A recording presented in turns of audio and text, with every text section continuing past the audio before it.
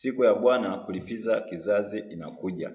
Ndugu yangu ambao unasikia sauti, unasikia ujumbe huu katika siku ya leo, unapaswa kujua kwamba tunaishi katika wakati wa mwisho kabisa. Huenda umesikia, lakini ni heri uzidi kusikia ili upate kujiweka tayari, ndugu yangu, kwa ajili ya kwenda kumlaki Bwana Yesu mbinguni.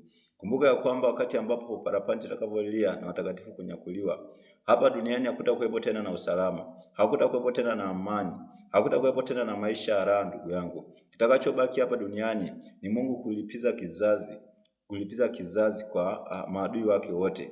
Fahamu kwamba Mungu ni mwingi wa rehema, Mungu ni mwingi wa rehema. Lakini Biblia inasema kwamba pia Mungu ni mwingi wa hasira. Pamoja na kwamba ni mwingi wa rehema lakini pia ni mwingi wa hasira. Hilo ni jambo ambalo unapaswa kujua, ambao watu wengi wajui. Watu wengi wanajua kwamba Mungu ni upendo, Mungu ni wa rehema tu. Lakini pia wajua kwamba pia Mungu ni wa hasira. Mungu ana hasira. Na sehemu nyingine Mungu anasema kwamba anapiga. Mungu anapiga. Lakini kitabu cha Nahumu sura ya kwanza mstari wa kwanza anasema ufunuo juu ya Ninawi, kitabu cha maono aliyoyaona Nahumu Mwelkoshi. Bwana ni Mungu mwenye wivu, naye hujilipiza kisasi. Bwana hujilipiza kisasi, naye ni mwingi wa hasira. Bwana hujilipiza kisasi juu ya adui zake, kuwawekea adui zake akiba ya hasira. Kwa hiyo Mungu analipiza kisasi. Mungu ni mwingi wa hasira. Lakini hapa anasema kwamba Bwana hujilipiza kisasi juu ya adui zake. Sasa adui za Mungu, adui za Bwana ni akina nani? Adui za Bwana ni akina nani? Adui wa kwanza ni Shetani. Adui wa kwanza ni Shetani pamoja na malaika wote walioasi, mapepo. Hao wote ni adui ambao tayari wameshahukumiwa katika hukumu ya ziwa la moto. Bado wanasubiria tu kwenda kutupwa huko. Lakini adui wengine wa Bwana ni akina nani, ambao Bwana anashuka kuja kulipiza kizazi? Kwanza natakuwa ujue katika siku ya leo, ujue wewe upo katika upande gani? Upo katika upande wa adui wa Mungu au wewe ni rafiki wa Mungu?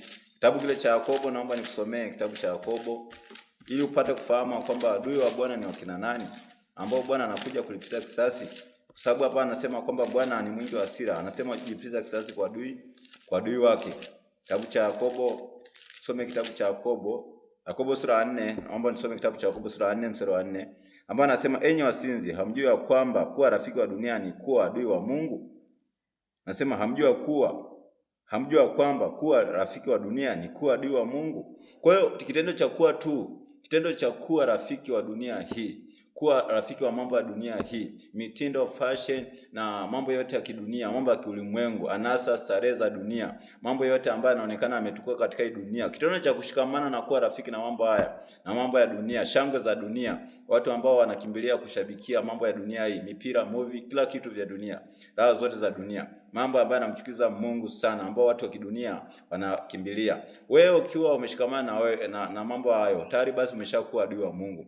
Umeshakuwa adui wa Mungu na wewe ni msinzi kama umeshikamana na mambo hayo. Lakini ufahamu kwamba Bwana anarudi. Bwana anarudi na tunaishi katika wakati ambapo hakika kisasi cha Bwana anakuja kulipiza kisasi kwa maadui zake, watu wanaopenda ulimwengu, waasherati, wasinzi, walevi, watu wote ambao wanatenda maovu, watu wote ambao wanaupenda ulimwengu. Hauwezi kusema kwamba wewe ni Mkristo na bado unashikamana unapenda ulimwengu, bado unaupenda ulimwengu. Anasema kitabu cha waraka wa kwanza Yohana sura ya kwanza pale sura ya pili mstari wa 15 kwamba anasema mtu msipende dunia, maana mtu akipenda dunia kumpenda Baba humo ndani yake. Na hapa anasema kwamba enyi wasinzi, hamjua kuwa rafiki wa dunia, hamjua kwamba kuwa rafiki wa dunia ni kuwa adui wa Mungu. Kwa hiyo ukiwa adui wa Mungu, usiseme kwamba kwa kinywa chako unampenda Mungu, unasema leo umeokoka na unampenda Bwana Yesu, lakini bado unashikamana na dunia, bado uvaaji wako ni wa kidunia. Unajipamba kama watu tu wa kidunia. Hauna hata tofauti na watu wa kidunia. Ukipita njiani, hata ukisema kwamba ni Mkristo, watu wenyewe wanakushangaa. Maana yake wewe una utambulisho wa kidunia. Uvaaji wako, muonekano wako tu ni utambulisho wa kidunia. Na bado unasema kwamba unampenda Mungu, tena unampenda Bwana Yesu. Hapo unajidanganya na bado wewe ni adui wa Mungu. Leo amua kuwa rafiki wa Mungu kwa kumpokea Yesu Kristo kabisa na kutiwa muhuri wa Roho Mtakatifu, baada ya kuikana nafsi yako na kuachana na ulimwengu na tamaa zake zote na kuamua kumfuata Yesu Kristo. Kumbuka kwamba huu ni wakati ambapo mlango wa neema utafungwa muda wote. Mlango wa neema utafungwa muda wote. Parapanda italia wakati wote. Baada parapanda kulia, ile siku ya Bwana, ile siku ya hasira ya Bwana mwenyewe, basi itakuja kujilia hii dunia. kwa watu wote ambao watabaki baada ya parapanda, watu wote ambao watabaki, kisasi cha Bwana kitakuja juu yao. Itakuwa ni wakati wa mapatilizo. Siku hizo itakuwa ni siku za mapatilizo.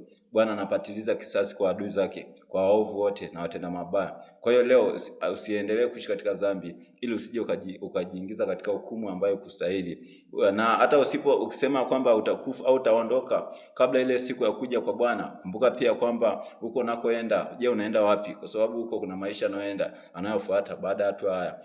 Utaenda katika upande gani? Utaenda kuzimu, utaenda jana? Huko kwenyewe kuna hatari. Huko utakaa na utasubiria wakati ambao utakuja kutolewa huko na kwenda kutupwa katika ziwa la moto. Kwa hiyo utakuja kuepa tu ile hasira, ile hukumu ya Bwana. Kwa hiyo suluhisho ni kumpokea Yesu, ni kuamua kunyenyekeza mbele za Mungu na kusema, Baba, nimekosa, kweli nimefanya hivi na hivi na hivi, nilikuwa navaa hivi, mimi nilikuwa navaa suruali, nilikuwa sijui mimi ni mwanamke, mimi nilikuwa navaa, mimi nilikuwa sijui, nimedanganywa na wachungaji wa uongo, nimedanganywa na wahubiri, nimeambiwa kwamba kujipamba tu ni haina shida. Lakini leo nimejua ukweli. Amua kuondoa mapambo yote kuanzia kichwa paka miguuni. Ondoa vitu vyote, ondoa mavazi yote, mavazi ambayo ulikuwa unavaa, vimini, vitu vile. Au mambo yote unayofanya. Ulikuwa wewe ni kijana, unajichua, unatazama picha za uchi, pornography, nini. Hizo zote mambo yote ya kidunia hayo. Kwa amua leo kufuta na kuamua kumkimbilia Yesu kabisa ndani ya moyo wako, pasipo kuangalia mwingine, muangalie jirani yako, angalia rafiki yako. Amua leo kumfuata Yesu Kristo na kujituka msalaba wako mwenyewe, na utakuwa rafiki wa Mungu, na Mungu mwenyewe atakupa zawadi ya Roho Mtakatifu ambaye atakusaidia. Neema ya Mungu ikusaidie. Shalom.